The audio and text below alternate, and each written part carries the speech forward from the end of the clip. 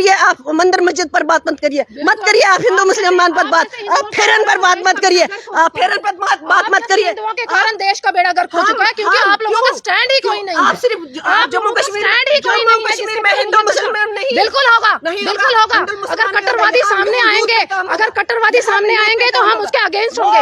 अगर यहाँ target killing होंगी तो यहाँ पर हम उसके अगेंस्ट होंगे। हमारा यूथ सबसे पहले सर्वप्रथम हमारी हाईलाइट करने के लिए हमारी पब्लिक, सर्वप्रथम हमारी प्रजा, राजा। टारगेट देखिए, अब वहाँ पे पहनावा अलग किस्म का है कश्मीर का। वहाँ फिरन डाल के होते हैं, फिरन के अंदर आपने पिस्टल रखी है, क्या रखा है, अब हर एक का फिरन नहीं उतार सकते। लेडीज ने हिजाब पहना है, हिजाब के अंदर उसने क्या रखा है, बुर्का डाला हुआ है, उसके अंदर उसने क्या रखा है, ये आप लोग नहीं समझ सकते हैं। तो इसके लिए मैं ये बात जरूर कह रही हूँ कि वहाँ के लोकल्स को सामने आना पड़ेगा। वहाँ के लोकल्स को यहाँ अपने घरों के पास क्या गलत एक्टिविटी हो रही है वो देखनी पड़ेगी। समाज में तभी सुधार होगा, ये मिलिटेंट एक्टिविटी तभी रुकेगी।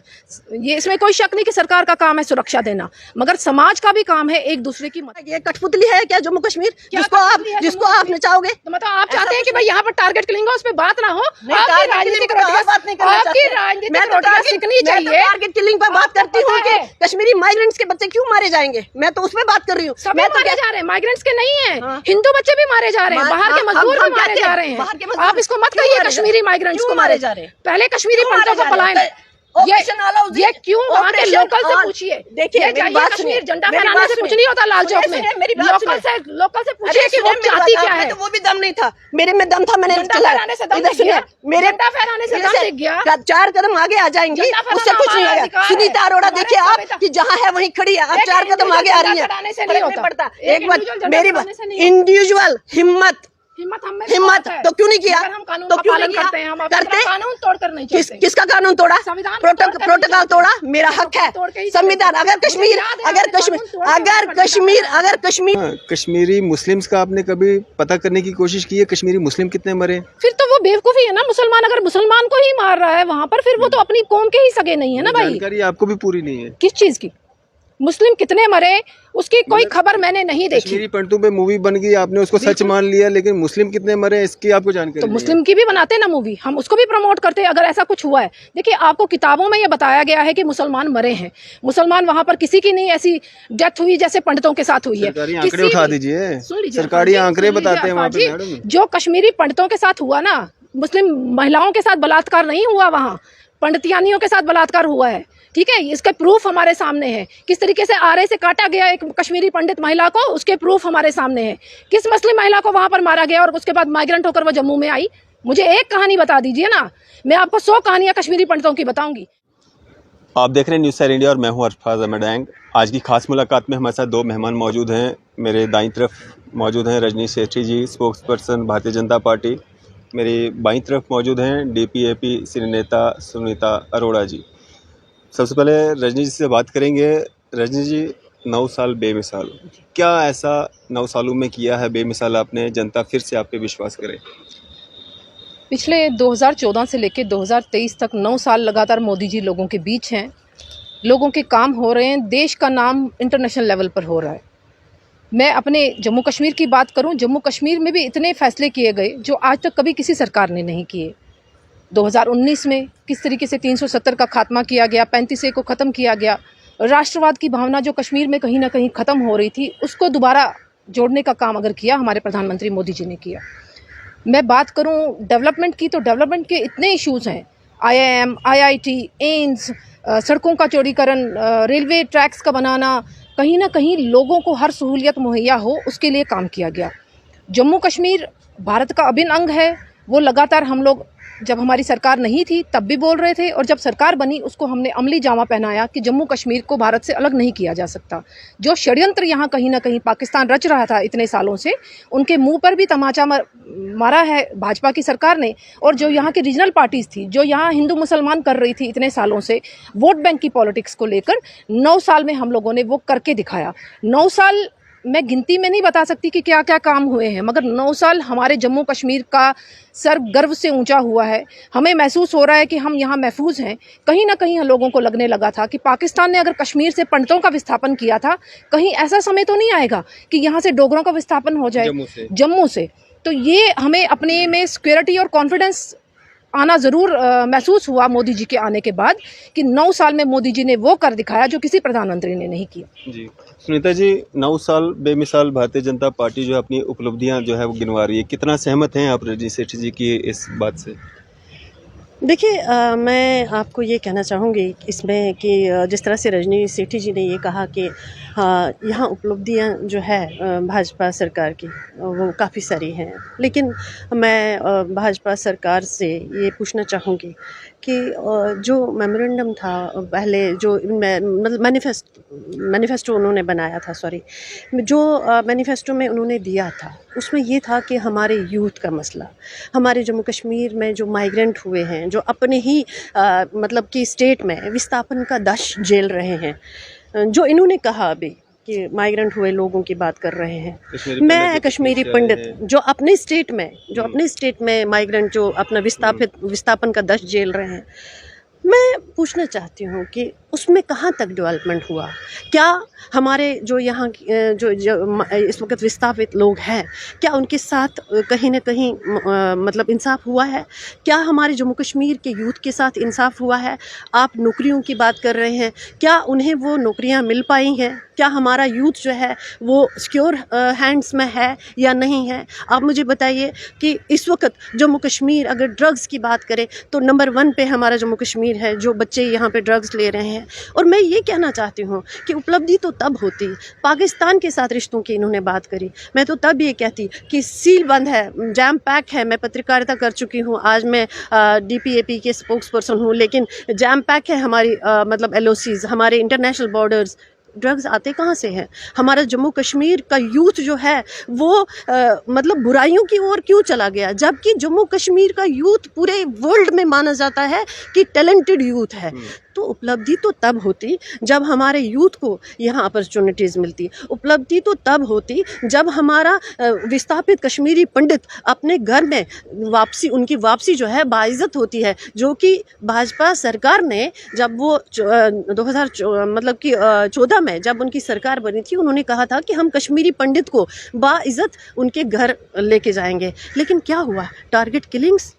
आप मुझे बताइए कि अगर बच्चों को वहाँ पे नौकरी दी गई, जो विस्थापित बच्चे हैं, अगर उनको PM पैकेज के तहत वहाँ पे भेजा गया तो क्या आया? उनके ताबूत आए यहाँ पे। तो मैं उपलब्धियाँ गिनाती हूँ, मैं कहती हूँ कि हाँ, मोदी जी ने भारत में बहुत सारे ऐसे काम किए हैं जिससे कि भाजपा सरकार अपनी उपलब्धियाँ गिना सकती है। लेकिन मैं उन्हें ये कहना चाहती हूँ कि आपने धारा 370 हटाया था, धारा 370 हटाने के बाद हमारे जम्मू कश्मीर को क्या मिला?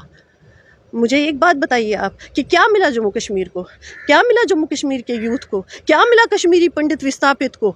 मुझे उसमें देखना है कि हमारे स्टेट में उपलब्धि हुई है कोई कि नहीं हुई है। ऐसा कुछ नहीं है। अभी आप देख लीजिए 9 महीने यहाँ पे जो हमारे यूथ है वो सड़कों पे बैठे, उन पे लाठियाँ बांधी गई। बॉर्डर सिक्योरिटी बॉर्डर बटालियन की बात करेंगे, उसमें गर्ल्स थी जिनके ऊपर लाठियाँ बांधी गई, और पुरुष मतलब महिलाओं पे पुरुष सुरक्षाकर्मियों ने मतलब कि हाथ डाले।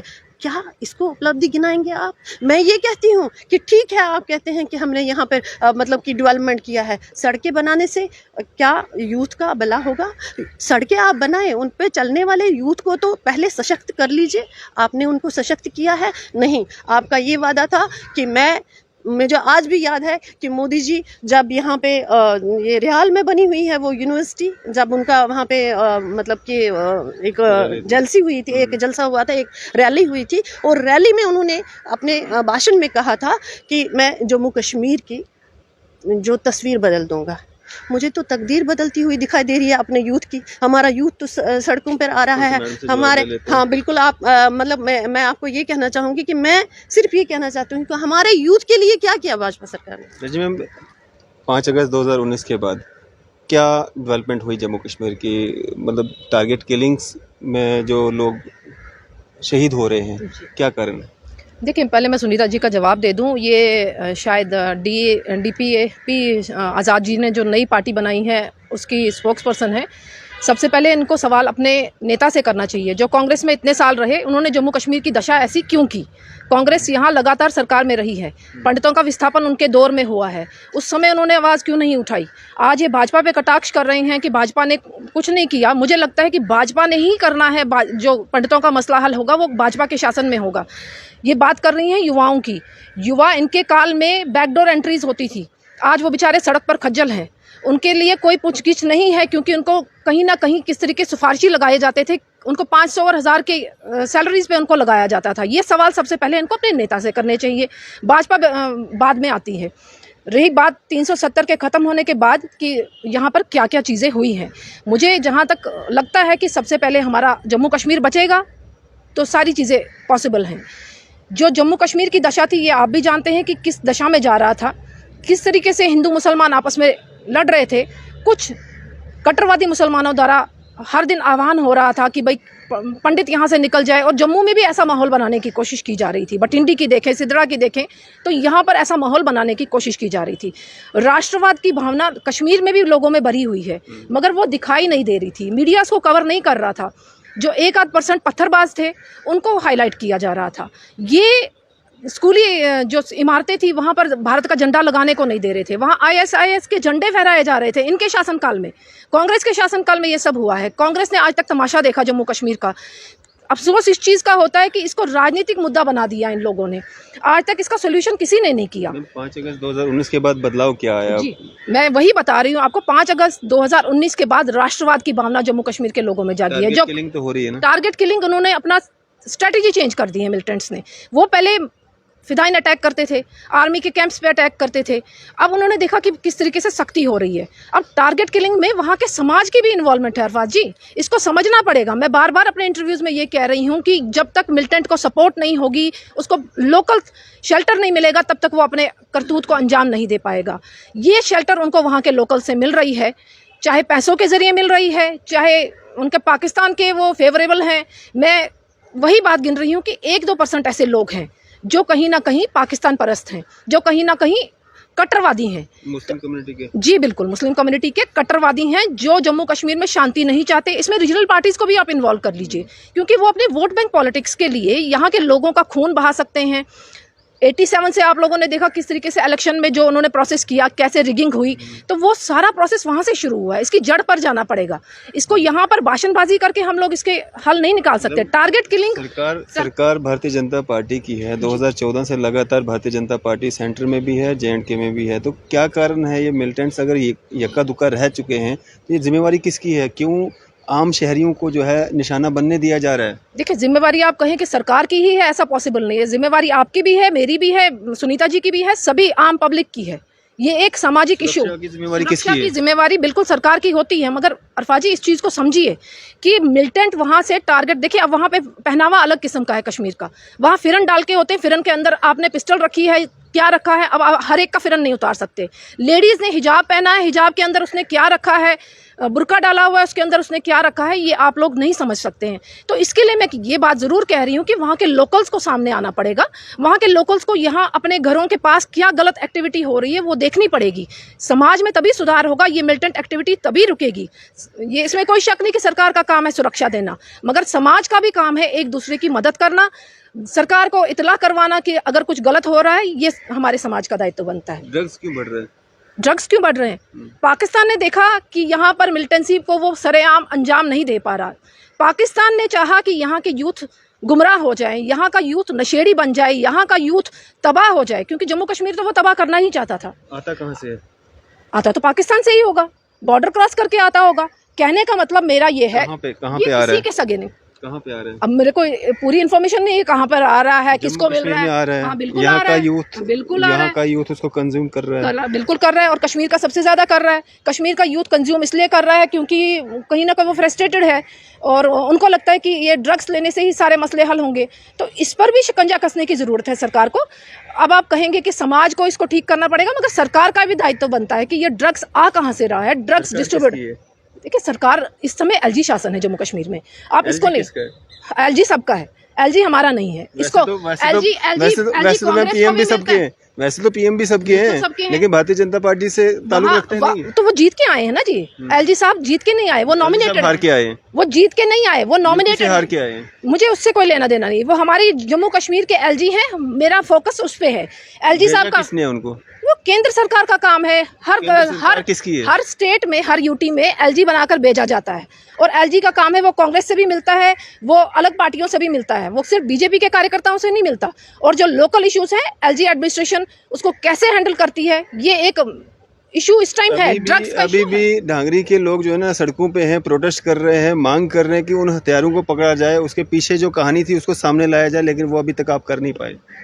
आप फिर मेरे पे कटाक्ष कर रहे हैं। देखिए, सरकार एलजी की है, भाजपा के हम वक्ता हैं, भाजपा के वक्ता के नाते हमारा काम उनको पकड़ना नहीं है। हम दबाव बना सकते हैं एलजी पे। हम दबाव बनाया आपने, कब आपने बात की?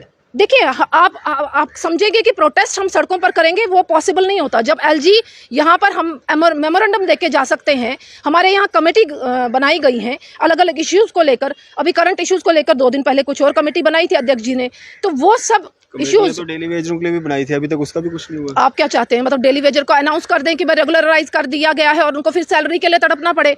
तो आप चाहते हैं कि वन टाइम सोल्यूशन हो उनका? तो केंद्र से आप वादे कर रहे हो उनके लिए, मैनिफेस्टो में आप लिख रहे हो कि हाँ हम आपको सरकार में आते ही पक्का कर देंगे, तो अभी आप बोल रहे हो कि उनको ऐसा कहीं नहीं है कि डेली वेजर्स को बोला गया कि आपको सरकार में आते ही पक्का कर देंगे। उनके इश्यूज बहुत, उधमपुर की रैली में नहीं बोला था 2014? सुनिए, 2014 में बहुत से इश्यूज यहाँ जम्मू कश्मीर में जो अलग अलग इश्यूज से, मेन इशू हमारा 370 को था, जो हमारे शुरुआत में श्यामा प्रसाद मुखर्जी ने जब बलिदान दिया था, उस समय हमारा फोकस वो था। उसको लेकर लगा देते वो, देखिए, वो सरकारी काम है। आप प्रवक्ता के नाते मुझसे जो सवाल करेंगे, मैं पार्टी के इश्यूज को लेकर आप पे बात कर सकती हूँ। जो एडमिनिस्ट्रेशन इश्यूज हैं, 371 लग सकता है, तो जेएंडके में नहीं लग सकता है? क्यों नहीं लग सकता है? लगाना चाहिए, सरकार को देखना चाहिए, जिससे हमारी प्रॉपर्टी राइट्स हमारे बचे, जिससे सरकार नहीं, सेंटर में आपकी सरकार है, उनसे बात कीजिए ना। तो वो कर रहे हैं ना जी। देखिए, जो मेरा काम है, मैं प्रवक्ता के नाते आवाज उठाई कि 371 लगनी हमारे जेएंडके में। 371 हमारे अध्यक्ष जी ने लगातार बात की है कि जम्मू कश्मीर के लोगों के राइट्स को खत्म नहीं किया जाना चाहिए।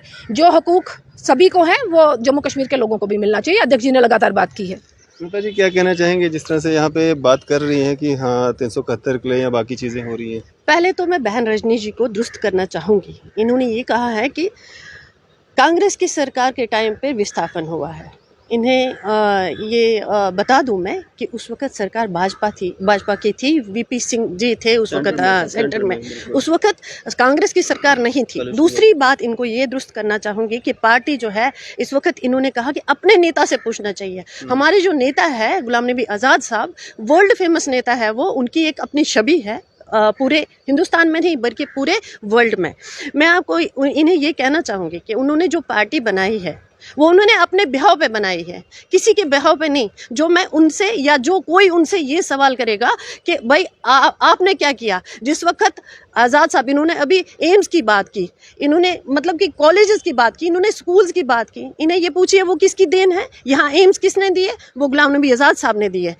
क्या वो भूल गए हैं ये लोग? क्या इन्हें उस चीज़ पर नहीं जाना चाहिए? मैं तो ये कहती हूँ, चलो उन्होंने तो अपने 2.5 साल के कार्यकाल में ये सब कुछ दिया। जम्मू कश्मीर की इतनी यहाँ पे उपलब्धि है उनके लिए, जो कि बच्चा जानता है। मैं ये पूछना चाहती हूँ, उन्होंने तो 2.5 साल बेमिसाल निकाले थे, आप तो 9 साल बेमिसाल में। आप मुझे गिनवाइए आपने क्या क्या किया है। मैं तो इनसे ये पूछना चाहूँगी, मुद्दे को मत हटाइए। इन्होंने कहा कि कश्मीर में मिलिटेंसी अभी है, वो सब लोगों को मिल के करना चाहिए। वहाँ फेरन लगा कर आते हैं, हर फेरन लगाने वाला इंसान वहाँ पे मिलिटेंट नहीं है। मैं इनसे ये पूछना चाहूँगी कि अगर ये कहते हैं कि ऑपरेशन ऑल आउट में अगर G20 की मीटिंग होती है, उसमें ये कहा जाता है कि ऑपरेशन ऑल आउट हुआ है और जम्मू कश्मीर में हालात सामान्य है, डांगरी में 5 हमारे फौजी भाई मारे जाते हैं। पहले वहाँ पे इतना बड़ा कांड हो जाता है कि एक ही घर के मतलब कि 3-3 4-4 चिराग जो है वो मारे जाते हैं। और उस समय क्या था? उस समय सरकार किसकी थी? अपने मुद्दे को हटाकर बल्ला मत झाड़िए। मैं कहती हूँ कि काम करना अभी भी वक्त है, अभी भी कुछ नहीं बिगड़ा है कि काम करना शुरू कर दीजिए। हमारी पार्टी DPAP जो है डेमोक्रेटिक प्रोग्रेसिव आज़ाद पार्टी जो है वो ज़मीनी सतह पे काम करती है। हमारा नेता 19 घंटे पूरे जम्मू कश्मीर में जगह जगह पे लोगों से मिल रहे हैं, वो जगह जगह लोगों की परेशानियां वो उनसे पूछ रहे हैं, वो उस पर काम कर रहे हैं। ये नहीं है कि मैं उनकी वक्ता हूँ, मैं घर में बैठकर या मैं आपके साथ यहाँ पे बैठकर TV चैनल पे अपना भाषण दे रही हूँ, नहीं, मैं वो नहीं कर रही हूँ। हमारा एक एक नेता सड़कों पर है, हमारा एक एक नेता हर ज़िले में है। आप बात कर रहे हैं हमारे यहाँ के स्टूडेंट्स की, उनके लिए अभी इतना बड़ा फरमान जारी कर दिया LG गवर्नमेंट द्वारा। हमने एक दिन यहाँ पे प्रोटेस्ट किया और उसी दिन शाम को वो ऑर्डर जो है वो निकाला गया कि नहीं, बच्चों को, जम्मू कश्मीर के बच्चे जो है वो यहाँ पर कर सकते हैं, अपने इंटरव्यूज़ यहाँ से दे सकते हैं। मैंने ये कहना चाहती हूँ कि 2014 से लेकर 2023 तक वो जो आप बेमिसाल कह रहे हैं 9 साल बेमिसाल, उसमें बेमिसाल है क्या? जम्मू कश्मीर के लोगों के लिए क्या बेमिसाल है? आपने 19 के बाद का कहा कि 19 के बाद जी हमने राष्ट्र की भावना कश्मीर में जगाई है। क्या पहले राष्ट्रवाद नहीं था? ये तिरंगे की बात कर रहे हैं। कौन था तिरंगा वहाँ लहराने वाला पहले? सुनीता अरोड़ा, जबकि बुरहान वानी की बरसी हो रही थी उस वक्त सुनीता अरोड़ा ने जाकर वहाँ पे तिरंगा लहराया था। मैं DPAP के आज प्रवक्ता हूँ और मैं कहती हूँ कि हमसे बड़ा राष्ट्रभक्त कोई हो सकता है कि जो बगैर किसी सिक्योरिटी के वहाँ लाल चौक में ललकार रहा था सभी लोगों को। मैं ये कहना चाहती हूँ कि राष्ट्र भावना है, उसको आपने नहीं जगाया है, वो ऑलरेडी है। अगर हमारे यहाँ पे अगर आपने बोला कि फेरंदारी एक जो वहाँ पे है वो मिलिटेंट है, तो आपने एक फेरंदारी के साथ तो कोलिशन किया था, वो भी तो वहीं का है। आपने उनके साथ कोलिशन नहीं किया था क्या? तब आपको ये नहीं दिखाई दिया कि भाई वो मिलिटेंट हो सकते हैं, उनके फेरन के अंदर गन हो सकती है, बंदूकों से नहीं। ये बातें जो है ना, ये बेबुनियाद बातें हैं। मैं कहती हूँ कि उस पर आ जाइए आप कि हमारा ये धर्म की भावना, ये हिंदू मुस्लिम की भावना, इसको पीछे छोड़ दीजिए। आप कहिए कि हमारा यूथ जो हमारे स्टेट का भविष्य है, हमने उसके लिए काम करना है। आप कहिए कि हमारा विस्थापित पंडित जो कि 32 सालों से विस्थापन का दश झेल रहा है, उसको अपने घर में लेके जाना है। उसको इस तरह से घर में नहीं लेके जाना है कि भाई उसको वहाँ पे भेज दिया जबरन, उसके लिए नए नए मतलब कानून आपने लागू कर दिए, आपने मतलब कि हिटलर शाही कर दी, उसको भेज दिया वहाँ पर और उसको वहाँ पे गन शॉट उसको लग गया और उसको ताबूत में घर भेज दिया। और विलाप कौन कर रही है? उसकी मासूम माँ, उसकी मासूम बीवी, उसके मासूम बच्चे। ये इसको कोई वो नहीं कहेंगे कि हम नहीं, हमारे ये हमने 9 साल बेमिसाल। 9 साल बेमिसाल में क्या ताबूत में लाशें आनी चाहिए? 9 साल बेमिसाल में क्या लोग हमारे जम्मू कश्मीर के बच्चे ड्रग्स लेने चाहिए? नहीं। मैं कहती हूँ कि वो आज़ाद साहब के 2.5 साल गिन लीजिए, उस आज़ाद साहब के 2.5 साल में आप देख लीजिए कि जम्मू कश्मीर की बेहतरी के लिए उन्होंने क्या क्या किया है। वो तो बच्चा बच्चा जानता है। वो अगर आज पार्टी डेमोक्रेटिक आज़ाद पार्टी को बने हुए अभी 7-8 महीने हो गए, लेकिन उनकी तो वाहवाही हो रही है पूरे जम्मू कश्मीर में। क्यों हो रही है? क्योंकि उन्होंने काम किए हैं। हम कहीं से जब कांग्रेस की गवर्नमेंट को लोगों ने दुत्कारा था, मैं ये कहूँगी कि दुत्कारा था, भाजपा को वोट दिए थे। किस लिए दिए थे? इसीलिए दिए थे कि हमारा यहाँ पे कल्याण होगा। आप देख लीजिए क्या कल्याण हो रहा है। आप देख लीजिए कि किस तरह हमारी बहन बेटियां जो है वो मारी जा रही है, दहेज के हत्थे चढ़ रही हैं। कौन सी पॉलिसीज़ है? आपने आरक्षण बोला। मैं अफसोस के साथ कहना चाहूँगी अपनी बहन रजनी जी को कि आज जबकि हमारी बहनें बेटियां मारी जाती हैं, आज आप लोग कोई प्रोटेस्ट नहीं करते हैं। आप भूल गए दिल्ली में जब कांड हुआ था तो किस तरह आप लोग सड़कों पर थे। आप भूल गए कि महंगाई बढ़ती थी और आप प्याज की मालाएं लगा लगा कर सड़कों पे आते थे। मैं रिपोर्टिंग करती थी, मुझसे कुछ नहीं छुपा हुआ है।